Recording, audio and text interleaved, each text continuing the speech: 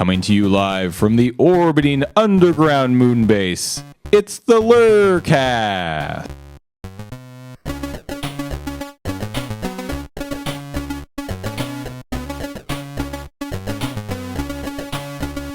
Hey guys, it's the LRRcast, and it's the first one in kind of a while, I think.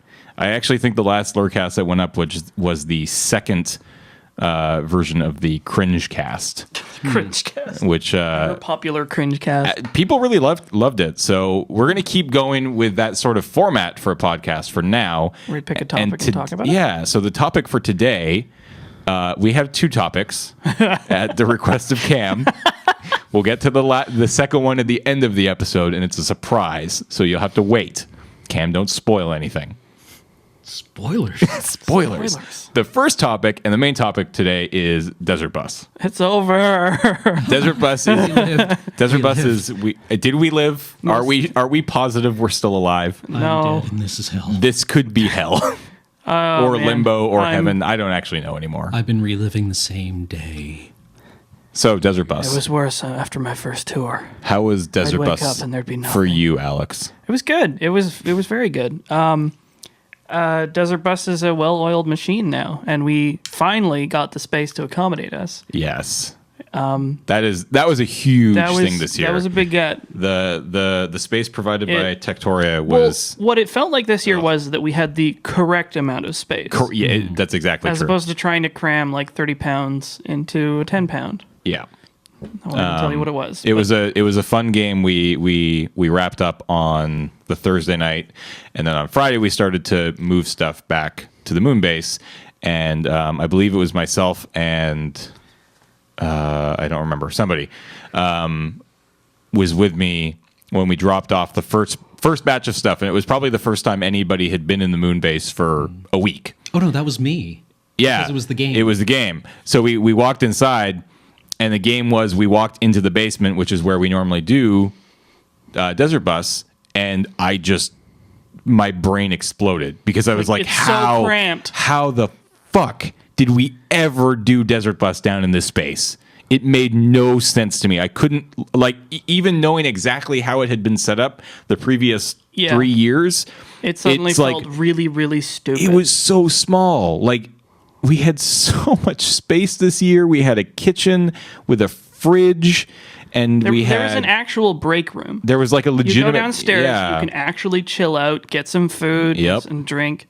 Mm-hmm. Watch the stream on the sub monitor and actually just unwind a bit. Yeah. As opposed to having shipping clambering all over you trying to do stuff. Yep. While And you sort of huddle around a little coffee table. Yep. No, you didn't have to circumnavigate the bloggers to get to the bathroom. Correct. Yep. The toilet wasn't running 24/7. There was 4 bathrooms. I mean, we had access to basically any bathroom in that building that we could get to, because there was there was 3 on the floor we were at. There were 2 downstairs. There was 2 downstairs? Yeah, there was 2 downstairs. There was 2 upstairs in shipping, and we could easily get up there. So there was never, I don't think anybody ever had to wait to go to the bathroom. And that was absolutely a thing of previous Desert Buses. So that was super nice. So I think it's generally considered we will never do Desert Bus here again. No. Mm-hmm. If Tectoria comes to us and says, we can't do it next year, which I don't think is the case, because when I handed off the keys on Monday, which was the last time I've been in that building, I realized that when I handed off the keys to Robbie on Monday, I had been in that building every single day for 2 weeks straight, and Tuesday was the first day I never had to go, but I just didn't have to go to that building. It was so nice. But I handed him the keys, and he congratulated us, and he said, we'll see you next year. Sweet. And I was like, all right, I'm going to take that as we get to come back, because as a blood oath, we are never doing it here again. Handshake deal, legally binding. Yeah. Legally binding handshake deal. We actually had to edit the rules of Desert Bus sign. We did. Because, the rules of Desert Bus, there were a couple. There was the one that got, my favorite rule that got edited was don't eat our food. It became eat our food. It turned into, it morphed from eat our food to take food home. We have so much food, take some home, which was fantastic. Big ups to the caterers. Yep. The caterers this year were phenomenal. Really the food was all really nice. So We've come good. so far since, was it Desert Bus 5 or 6 or something, where the overnight crew is trapped here with no access to food. It would have been And 5 because 6, 7, and 8 Yeah. have all been catered. And like somebody had to come over and rescue us with this like chicken mole. Yeah. was- Never a problem again, I don't think. No. We had an abundance of food this year, which was super real sweet. bad. What else? Does anybody have any like funny stories that maybe didn't get shown on camera? Anything exciting I mean, happen? I have this outfit that makes me feel like $2 million now.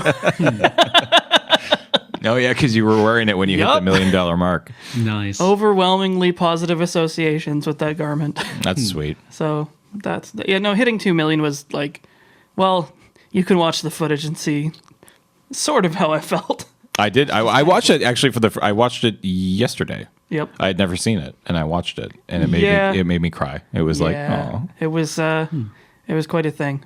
it was a very emotional. And it just like I gotta say, when I started with Desert Bus this year, we do this every year. We're just like, okay, at some point we have to hit the law of diminishing returns, Yes. Right. and it's just like near the end we saw the Paul wall from last year, and just went.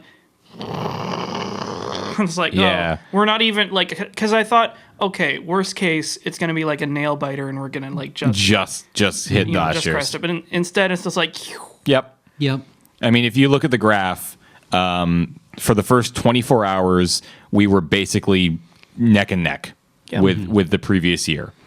And then at some point, we just separated ourselves from that line and never, ever, Yep. ever came close to touching it again. Yeah. Like- which is mind-boggling. I don't even understand anymore. Like, I actually don't get it. And we have to be reaching that point because we're getting to this weird space where, you know, we only actually went for an extra maybe 2 hours this year, but raised over $100,000 more. Right. Right. So the formula, the 1.07, which is how it works. So if you don't know Desert Bus, you start with $1 for the first hour, and then every hour after that, you multiply it by 1.07. It was at the point where hours start costing $50,000, and then they get up to, you know, $60,000, $80,000, $100,000 an hour, and all of a sudden you can't make that much money, and that's why we end every year because the money just can't keep up with. it really just starts hitting a wall. Yeah, so I feel like I'm confident in saying that I think we're kind of reaching that point unless we change how that formula works. I don't see any reason to. And change it. I don't think we do because Well, I mean, like, what's the GDP of the Earth? it's like we looked How this long up. could that It make was us like bus for? No, we ran the numbers. It Yeah, was we like did. A 2-week desert bus, I think, exceeds the GDP of Earth. no, it was like I think it was closer to a month because Wow. a week costs us about $1 million. Okay. And like the 2 week was like a lot more. I can't remember what it was, but it was a substantial amount more. And then the GDP of the Earth, I think we figured was like 56. No, it was like 36 trillion or something like that. Yeah. Well, I mean, some you could just ridiculous. do like log. Yeah, some ridiculous amount of money that. Yeah, I mean, it's a joke that we always talk about every year is that, you know, one of these years somebody is going to come in and just drop a shit ton of money on us. Yeah, I mean, it's like at the rate we're going, I feel as though like in a year, like maybe in 2 years we could hit $1 million on a run. I mean, Maybe. that's kind of the ideal, right? Like we hit 640 almost this year. Yeah. Next year it's like Maybe we do 70 something. maybe we do the 750,000, and Yeah. then for Desert Bus 10 you're like, that million would be really cool. Like next year we're gonna hit, you know, this year we hit 2 million lifetime. Next year we're almost assuredly gonna hit 3 million, and it's just like, Welp. okay, like we just have to, like, if we can consistently, you know, put in the kind of work that we put in, which is a lot, and I can talk about that really quickly in a second. You know, if we can put in that amount of work, 19 days, 19 days, I think. The GDP of Earth, 19 days worth of Desert Bus. Get it done, Lord. guys. And like that wouldn't even be that, like 19 days of Desert Bus, it would be hard, but it's not like that. That's less than 3 weeks. Yeah. Like I could easily do Desert Bus for a couple more days. Yep. Well, I feel like I could easily do a week. Like we're like a half a day short of a week at this point, right? Like we did 6 days, 14 hours this year. Like we're 8 hours shy of doing that full week, which I think would be a lot of fun. I think to make that sort of I think happen. that's some. I think we could quite possibly raise $1 million at some point in the future. I think so. I think that's within reason. Well, reason. time. I don't- Yeah, depends. I As if Inflation. reason applies to Desert Bus. Right. Oh man, yeah. Can we should start, Like hyperinflating the American dollar. or just, I mean, We can make you 10 can billion easily, in a year. I mean, just say like, what is, because we started in 2007. So what is 2007's 22,805 worth in 2014's? Ooh, before the recession. Yeah, because I mean, there's inflation there, right? I mean, standard inflation rate is like, I can't remember what it is. There's a standard inflation rate. Kathleen would know. Kathleen would know. She's not here though, so that's sad. But that would be interesting to find out. What is our Desert Bus total for inflation? Ooh, I like it. in adjusted dollars. In adjusted dollars to today's 2014 dollar. Well, I think that would be a lot of fun. All right, so what else? Do you got any other fun stories? oh man, I'm just trying to like sift through the miasma of desert busing. What about like before Desert Bus or after Desert Bus?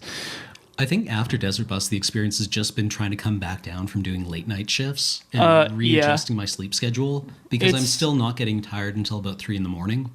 Yeah, It's that's been been- really bad for me. Like and this whole week has been basically a write-off, Yeah, and that's with which is deliberately you know. trying to wake up at like 8 a.m, 9 a.m, which isn't hard to do. That's not an unreasonable thing. That's kind of sleeping in by some schedules. Yep. Right, by most people's schedules. Yep. And I'm just like, I'll wake up early, and be completely ruined by 3 o'clock and incoherent by 5, and go to bed at 3.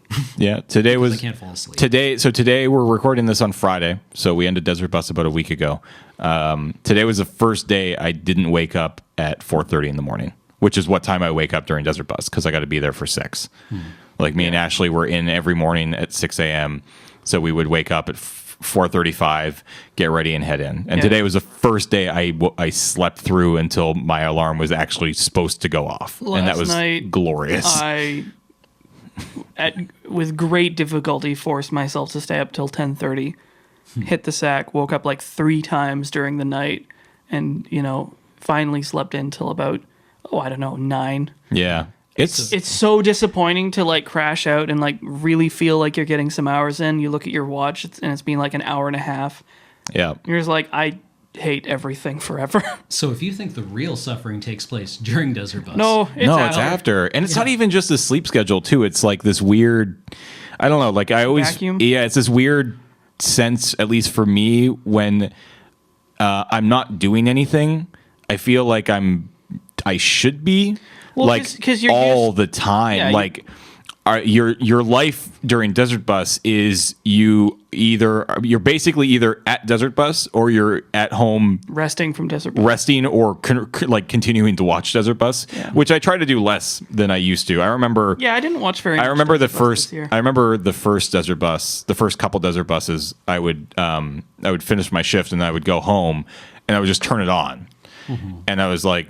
And a couple of years ago, I realized that I need to do my best to just switch it off Right, and walk away from it and be like, all right, this is a life that will exist again in 8 to 10 hours. Yeah. For the next 8 to 10 hours, I'm not going to think about it, or at least try, because it's hard not to. Well, like last year when I was in classes, I would come off night shift, go to class, and looking at my notes during that week makes no sense.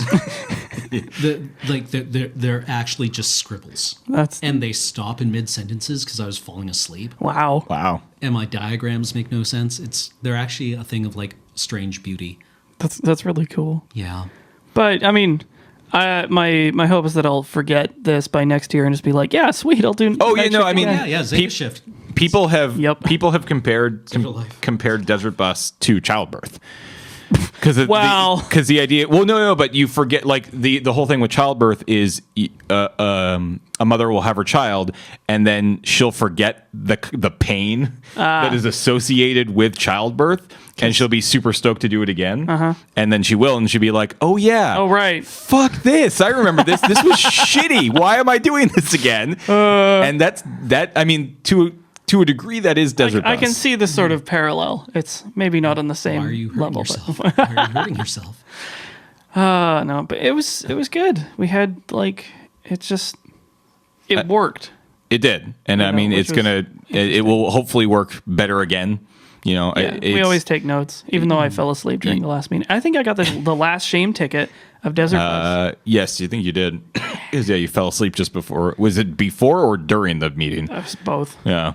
Well, you didn't miss anything important, I'm sure. I was like, zzz. Something that boggles my mind about Desert Bus at this point, with the amount of people we have. An incredible amount of people who work on Desert Bus. It's a team of almost. I think it's basically at this point essentially a team of almost 18 people who are part of the organizing committee, who work basically starting. Like, I can tell you right now that the first meeting for Desert Bus 9 is in the calendar. It is scheduled. It is happening in I believe March.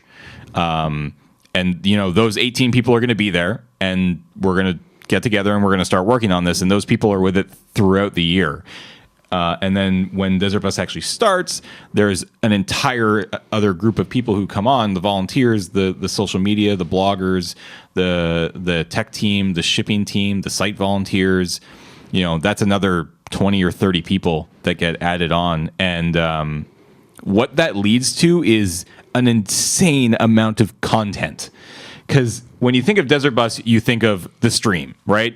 We stream for 6.5 days. You know that the minute we turn on the stream until the minute we turn off the stream, if you go to twitch.tv/Desert Bus, we will be there. But beyond that, nowadays, Andrew takes incredible photos, over 1,000 this year and last year. And you have a steady stream of those. That's not counting the selfies that he snapped with other people's phones. Yeah, that's true. There is Kara and her blogging and Twitter team. Twitter is a little less go back and look at it, but you know, something that I want to do and I still haven't had time to do is go back and look at all those blog posts, right? Like, that's an incredible amount of content just right there. There is both Kate Stark and Sarah on tech. Both were doing video blogs throughout Desert Bus.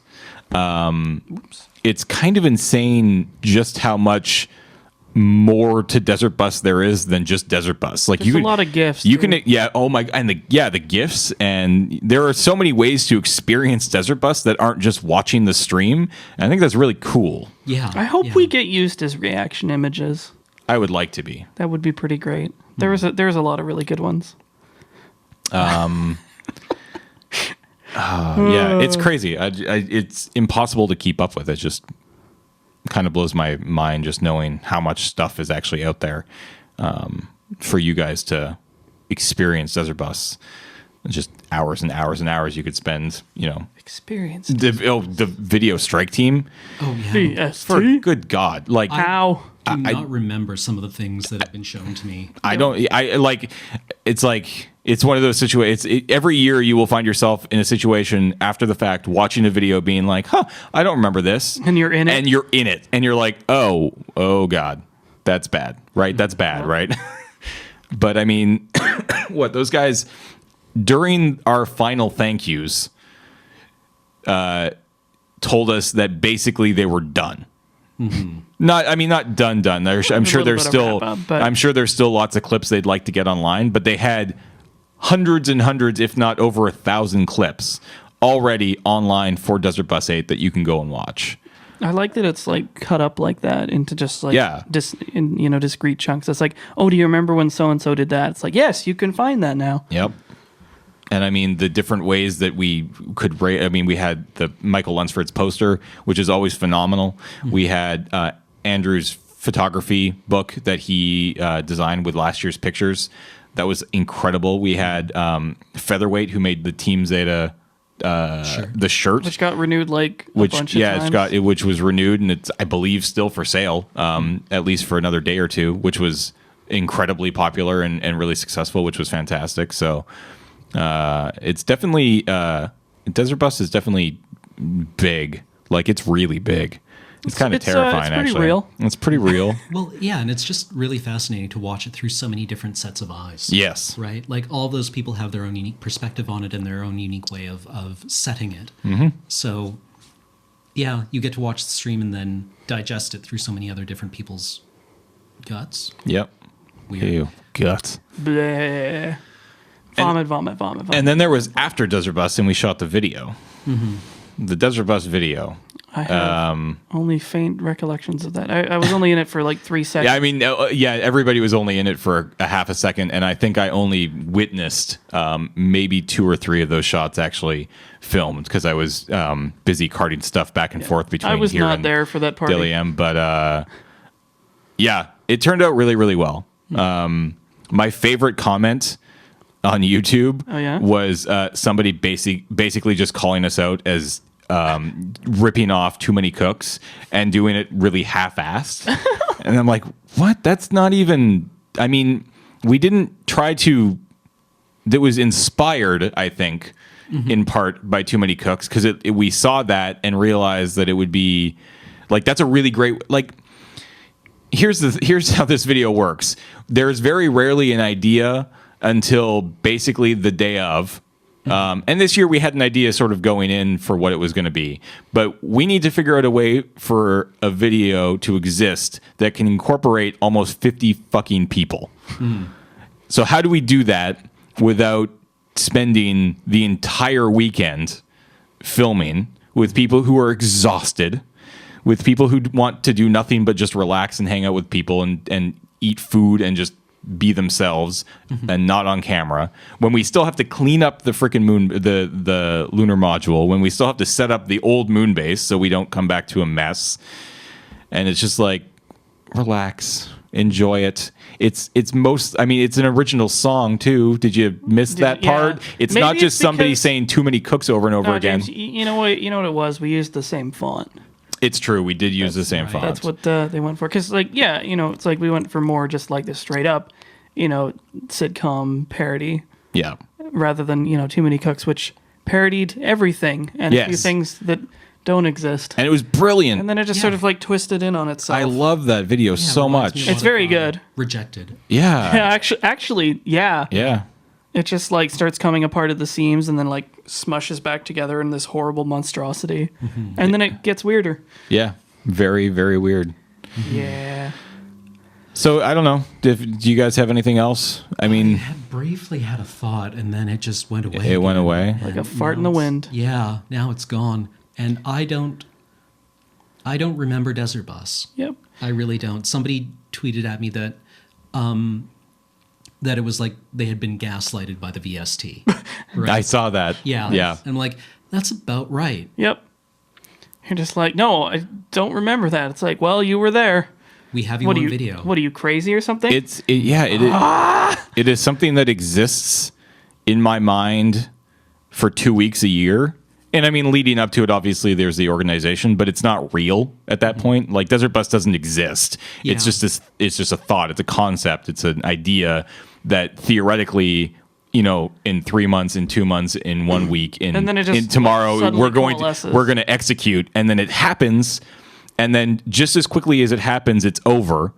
and it just dissolves. And it just into nothing. dissolves into absolute nothing. Like, Desert Bus feels like it was yesterday. It also feels like it was last year. Yeah. Like, it might as well have been 1,000 years ago that we did Desert Bus. It's just this weird organism that like appears and lives and dies within a week. Yeah. Yeah, like I read one of William Gibson's essays where he's talking about how you used to go and see a movie Yeah. in a theater, and before the advent of like, a VCR or being Yeah. able to take a movie home with you, you would see that movie like maybe once or twice in your lifetime. and then that was would it. exist like in this weird dream state, Yeah. right? Or like before recording of music, somebody would have heard Beethoven's Ninth once in their life. Yeah. Right?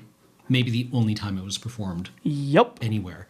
And that's kind of what Desert Bus feels like, that even though it's recorded, is like this Well, very for singular the people experience. who live it, I have think no it's very interest. different. Yeah, when Desert Bus is over, I have very little interest. Like, I'll go back and look at certain things because it's kind of my job as the overall event manager to make sure that things ran smoothly. But if it wasn't for that, I wouldn't go back and read blog posts. I would go look at Andrew's pictures because he's phenomenal. He's a and very good photographer. and I want to be able to look at those things. And those are snapshots in time. You're not reliving. You're just sort of being like, okay, that's cool. I like this. But I haven't really thought about what we did or the things that we did in it or anything like that for the last week. It's just like, all right, we got to get back to normal here, I guess. I was going to say that one of the few things that did sort of stand out to me was Andrew's like pranking everybody. Actually, like Kate and Andrew just pranking each other back and forth really hard. Yeah. Andrew got me on my own phone. It's pretty good. I didn't have my moment of greatest glory participating in that whole thing was when I got Kate's phone and snapped a photo of her with it, and the photo has the expression is exquisite because she's just like, it's the moment of the moment of realization Yeah. just as it happens, and I was just like, I hope I can get a copy of that because it's so funny. I didn't realize I'd gotten Died when I saw that picture. I didn't realize I'd gotten hit until a couple of days ago when I was looking through my photos, or was looking for something in my photo album on my phone, and all of a sudden I'm seeing these selfies of Graham, and I was like, "What? When did this even happen?" And I realized that when I was wrapped up in that green fabric. And you guys were talking about like rolling me around the floor and stuff. I was like, I'm going to take my phone out and hand it to Graham. And at that point, I think he just went nuts and took a bunch of selfies with everybody. You has betrayed my tiny trust. Yeah. So that was pretty phenomenal. That's my favorite kind of prank. Yeah. It's just like fun and silly and ultimately harmless. Yes. Harmless is very important. I'm big on like pranks being harmless because like I think it's bad if you do a prank and the person who is the victim isn't able to laugh at it. I think that's actually just cruel. Yeah. This is just like, you got me. Like, Yeah, it's barely. I mean, you got it. they're like barely even pranks at this point, but that's fine because I'm okay with that. I dig it. That's where I want it to be. Yump. It's about as good a prank as you can expect from a bunch of very sleep deprived. Exactly. Yeah. All right. I think that's enough Desert Bus talk. Oh, here we Yeah. go. Are you ready for this surprise topic? It's not really that surprising. I think it's very surprising. You're surprising. What premiered only a few short hours ago, Cameron? He has been doing this for the last 2 hours. 2 hours in the office. He's just been picking up things that could be lightsabers and swinging them In around. this case, Elspeth's sword. So I think he's a little excited for the new Star Wars movie, of which the trailer was released earlier today. Yeah. And I shouldn't even say trailer because it's not. It's a teaser. And it's I thought it was awesome. I'm very excited. Cam, focus. Okay, Cam, you got to focus here. You got to talk about this now. This was your idea. Damn it. All right. Dear. There's a lot of hate for Star Wars, right? Well, kind of understandably so. Understandably so. I mean, look, it's been well over a decade, I think now, since we had to live through the second trilogy, and we all don't like them. We get it. We don't need to talk about it anymore. It's actually reaching the point where more people I see are talking about how they're actually not that bad a movie than there are terrible movies, which I think is hilarious. And with Star Wars, more so than a lot of things, there's a lot of love and a lot of loyalty and a lot of people who really own it and want it to be theirs and get really, really, really, really upset when it's dealt with in a poor manner. But I don't know if any of us are necessarily those people. No. I like Star Wars. Yeah. I dig it, but honestly, I can't even. There's so few things that I identify as a fan, and I actually feel really awkward using that term because it's like, why would I define my identity so much by one thing? a thing that I like? Yeah. It's just like I hate those things. It's just like the sort of flabbergasted arguments you get into online over, essentially amounts in the end to dumb nerd shit. It's like, Yeah. dude, just like it or don't. Yeah. And maybe, maybe discuss it. And it's okay to criticize something you like. Yeah, I criticize stuff I like all the time. Yeah. So you don't But have it's to just like- 100% love or 100% hate things. No. It's fine to like elements of something that is bad and dislike elements of something that is good. That's the cool part about humans is you can have like contradictory opinions about the same thing Yeah. at the same time. As long as everybody loves what I love, we're all going to be fine. Are you pro scub or anti scub? What are you? No, don't judge. Don't judge. Pro my question. scub. Pro scub? kill you. Damn it. Oh, no. You're the worst. All right, so let's talk about the Star Wars trailer. What was in it? There's a stormtroopers. They all Very look. sweaty man The sweaty man at the very beginning. who's been looking for those droids for Forever. 10 years. He We ain't found shit. he has not found shit. He ain't found Yep.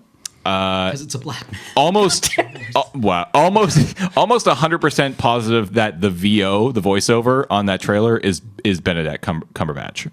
It's is he in it? I don't know, but I feel like he maybe is just doing the voiceover, or maybe he's actually in it. I have no idea, but there's no way that's not him. What else we got? We got the little droid playing soccer. That was adorable. That was sort of your Jar Jar moment from the original trailer, where But it's it's like a- we can it's a still be cute robot. We can still be cute and funny. Where like in the original Phantom Menace trailer, you see Jar Jar getting his like lips electrocuted by the Right. pod racers and stuff like that. Yeah. I feel like that was this moment, and it's way better. You Yeah, have a lady riding an ice cream bar. Yeah. I thought it was a really cool speeder. Because it was I just love like- it. It was just like a chunk of engine with a seat on the back. Yeah, which sort of brings me to what caught my interest is like, okay, they actually seem to get the art direction the way I feel Star Wars is meant to be done. Yeah, I this mean- time. It's just like stuff is old and dirty. Yeah. and it's been around for a long time. I mean, it like, felt like we were talking about this beforehand, where I feel like in the original or in the second trilogy, they made that choice to make things look Yeah. new and fresh and feel basically untouched. Yeah, and like maybe it worked on like a sci-fi think it- level, but it didn't feel like Star Wars. it because didn't the feel whole like thing Star with Wars, Star yeah. Wars is And- like it was the old future. Yeah. Yeah. And also, like, a lot of it, I don't know if it was just the level that the CG was at or the special effects were at or what they were capable of doing, but because it was so new and shiny and clean, it wound up not looking real. Yep. Yeah, it was just like really unnatural. Yeah. Yeah. So And then there was we'll get to the controversial part in a What? moment. There was the X-Wings. the X-wings, Yeah. which looked incredible. oh yeah, I dig it. Flying along the water there, looks super sweet. The Millennium Falcon Yep. Yeah. fighting some TIE fighters, that's dope. Yeah. And then there was the lightsaber, Yeah. and this is the one Is that thing. are you serious? Yeah, It's this controversial. is well, not controversial, but this is the one thing that everybody was talking about this morning. Was that lightsaber? Was how like first off, it's like forget about the two little lightsaber hilt things. Yeah. It's massive. Like compared into size with a normal lightsaber, it looks very, very big. Like it has more of a reach than your traditional lightsaber. Okay. So people Like a were talking light, about that. long saber. Yeah, and then people were talking about the hilt with the two little laser the swords. crossguard. Yeah, the That looks crossguard cool. things, which I think looks neat. And it's just like it is a sword made of light. made of light, Made of lasers. made of lasers and light that is used by essentially space wizards. And you're freaking out about it. Stop that. Yeah. You have so many better things to do with your life today. It's Yeah. just like or if it really bothers you, just don't go see it. Just stop talking. Ursula start- K. Le Guin, like when like a few years ago on Sci-Fi, when Sci-Fi made a miniseries of Wizard of Earthsea that was terrible, somebody did an interview with her and they asked her, what do you think about what they've done with your book? And she said, "Oh, it's right there on the shelf. They haven't done anything." Yeah. Right? It's yeah. it's right No, here. I dig that. It's just like and it's like if you don't like it, it hasn't like, taken. no, the original it's a trilogy travesty. Yeah, they exactly. did things to my. It's like, dude, calm down. Like that's happening with the next sort of big movie that comes out soon. I was is gonna say the- that was the only thing that kind of annoyed me about the original movies is because like It wasn't, the Redux version. Oh, yeah. It's just Yeah, where like, they actually okay, took it's fine. away the original. Yeah, Oh, that's, yeah. that's what pissed me off, was that he was trying to retcon the originals out of existence. Like, no, that's going too far. That's actually trying to, like, erase history.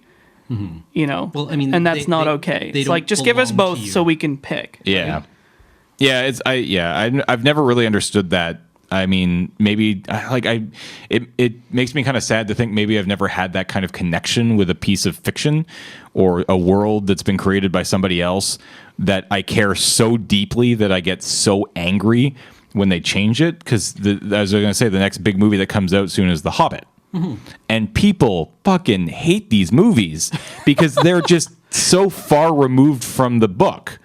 And it's just like, the book is still there. It's right there. You could pick Go it read up it. and you can read it and you can just ignore it and pretend the movies don't exist. They don't hurt you. They're not doing anything wrong. Well, it's like when the Rankin Bass animated Lord of the Rings movies deleted the books forever, and they were gone. They're just erased from history. Yeah. And that was it. That was the one movie Yeah. we'll ever get of those. Like And everything it'll- can exist. They can coexist. You can well, have yeah, the book that's- and you can have the movie. Yeah, Like I it's- said. it's not like people haven't been making adaptations of Shakespeare for hundreds of years. Exactly. Yeah.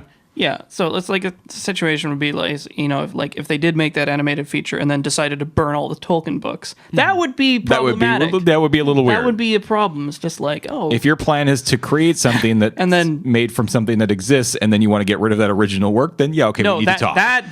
that's a little weird. Is one of the few things that I will get kind of and that's upset like about. that one condition. Yeah, basically the wrong that's way the to one do it. thing. But You can do whatever you want with it. It's just like, I can take it or leave it. Yeah. It's like, oh, I don't dig this.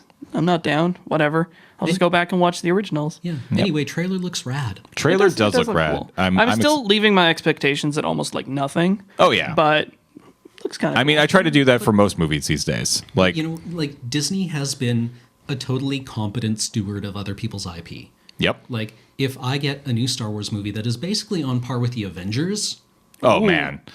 which- Yeah, like That'd be pretty sweet. Marvel Studios works under Disney, and they seem to have some kind of idea what to do, I mean, I would have loved or even like the original Iron Man movie. yeah, I don't have a massive issue with J.J. Abrams like I know some people do. I'm not a massive fan of the new Star Trek movies, and I certainly liked the first one he did more so than this newest one. But man, after the Avengers, I was like, just give Joss Whedon Star Wars. Like, if there is a man who will not mess up Star Wars that exists today that can direct a film on that scale, and he clearly proved it by doing the Avengers, it's him. So I would love to have seen a Joss Whedon Star Wars. I think that would have been have they plugged in a fantastic. director for like the second And third one? I don't think so, and I don't think JJ is doing all three, but I could be wrong. I don't know. Start a petition. I will See if that'll do anything. Whitehouse.gov petition. I think if they reach 100,000 signatures, they have to address it. Yes. So at least they can say That's how it works. At least like the Death Star petition. exactly. Yes, exactly. So at least they can come into the press room and be like, "All right, who started this? This is dumb. I mean, we want this too, but we can't. We have no pull in Hollywood. We're sorry." All right, so Star Wars, yay. Yeah.